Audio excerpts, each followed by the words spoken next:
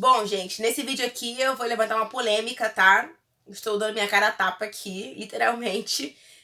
Mas eu acho que é uma polêmica importante, tá? Eu acho que é um processo importante pra vocês e pra todo mundo, tá bom? Pra poder a gente conseguir ter vamos dizer, uma liberdade maior e uma autonomia maior enquanto estudante, de entender o que o seu professor está dando pra você em sala de aula, tá? A grande ideia é: a gente fala com uma empolgação danada sobre os contratualistas, né? Quando a gente vai falar sobre as teorias de Estado em sociologia ou em filosofia, quando a gente vai falar do conceito de liberdade, a gente não pode esquecer do Rousseau, do Locke, é tudo maravilhoso. Porém, a gente tem uma certa limitação, né?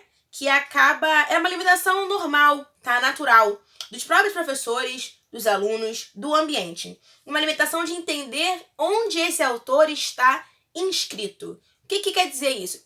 Onde que esse cara se situa na sociedade? Então, onde, por exemplo, o Hobbes, o Rousseau e o John Locke se situam nessa sociedade? De onde eles são? Quando eles nascem? Não tô dizendo pra você fazer uma biografia de cada autor, não.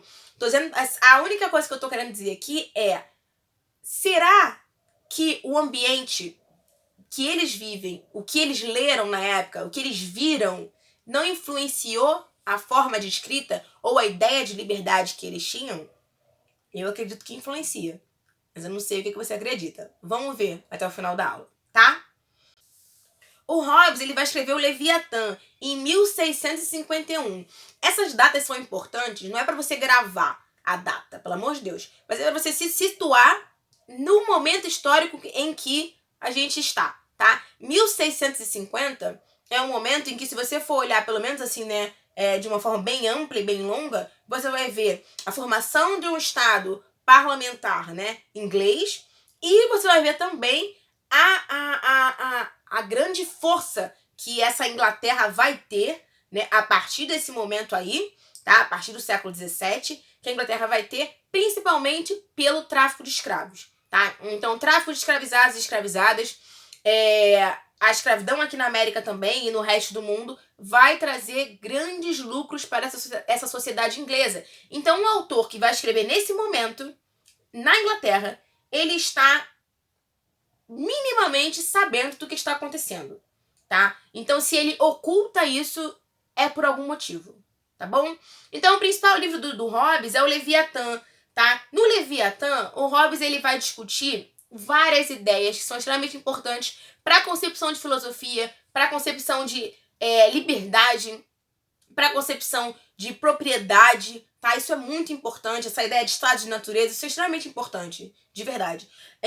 E nesse momento, o Hobbes, ele vai construir a sua ideia, e ele até vai falar sobre a escravidão no seu texto, mas o que ele vai dizer é que as pessoas precisam se livrar, né, dessa escravidão, mas que a escravidão, ela seria uma consequência daquela guerra de todos contra todos. Então, no estado de natureza do Hobbes, a gente tem uma guerra de todos contra todos, e nessa guerra é normal, né, você ter um momento de escravização de alguém.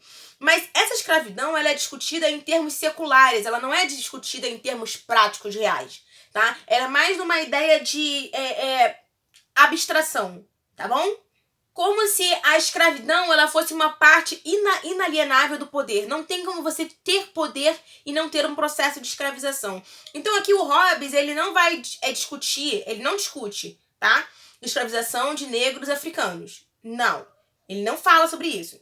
O que ele está dizendo aqui é sobre escravização de uma forma mais metafórica.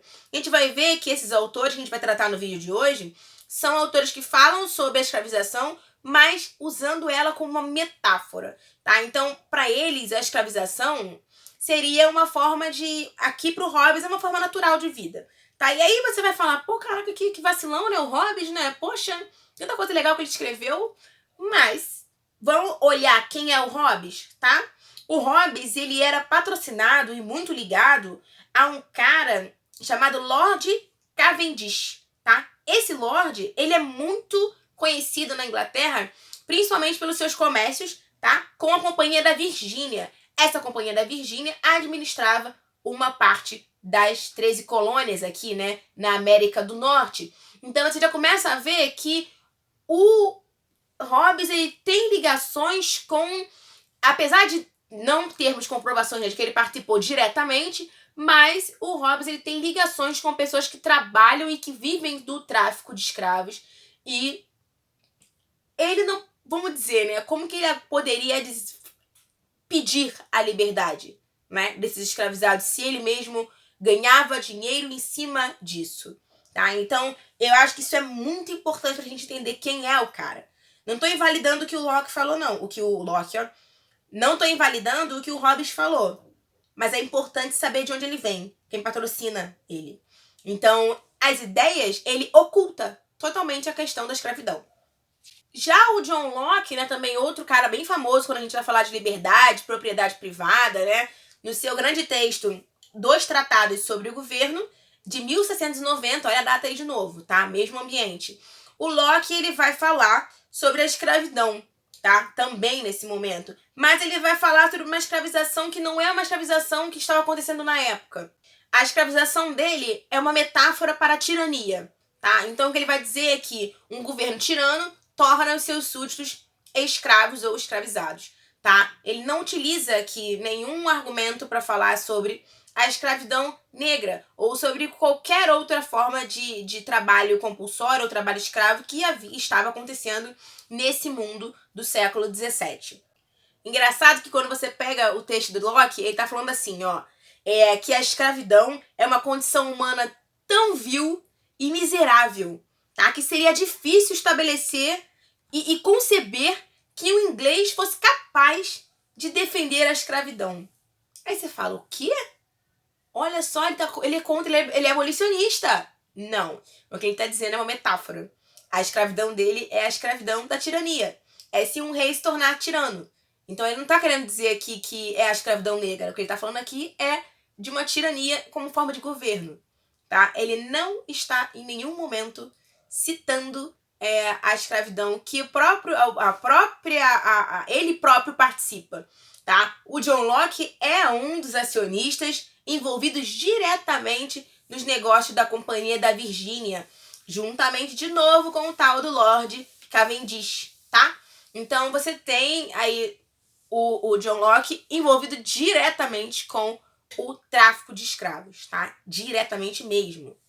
E, pessoalmente, em alguns outros escritos, a gente consegue ver que o Locke, além, né, de estar relacionado com a Companhia da Virgínia, ele era acionista da Real Companhia Africana, também que participava, né, desse comércio negreiro, e ele considerava a escravidão negra como justificada, tá? Ele acreditava que era justificável. Até porque ele não poderia, né, financiar e escrever sobre liberdade ao mesmo tempo.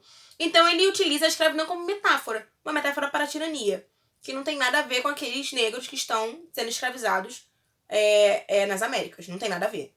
Tá? E principalmente porque o Locke defende o quê? A propriedade privada. Os escravizados estão dentro da propriedade privada. Então a propriedade privada seria, vamos dizer, o mais sagrado para o John Locke. Então você não tem como falar sobre escravizados sem retirar o direito da propriedade privada. Isso segundo o Locke, tá? Pelo amor de Deus.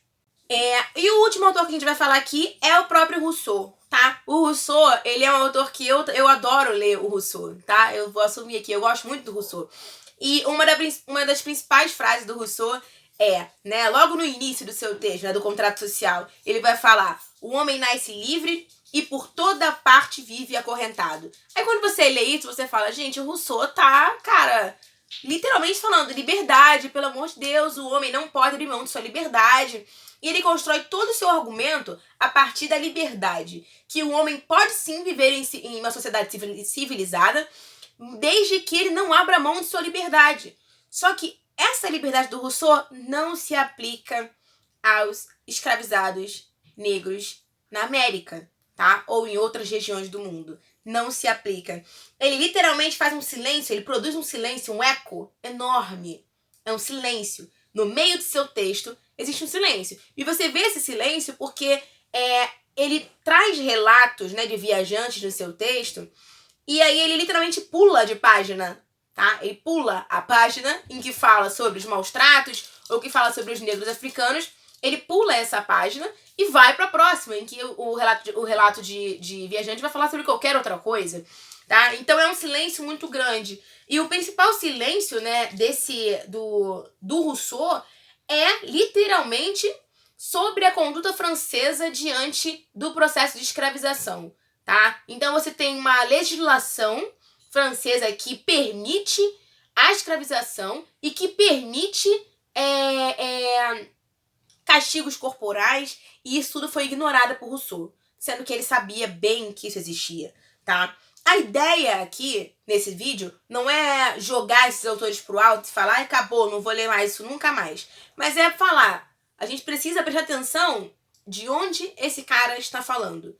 É lindo o discurso de Rousseau sobre liberdade. É lindo, é lindo. Porém, ele não tá falando da liberdade de qualquer um. Ele está se referindo à liberdade de europeus e a liberdade nesse caso aqui, né, como um direito que não é um direito de negros escravizados, tá bom?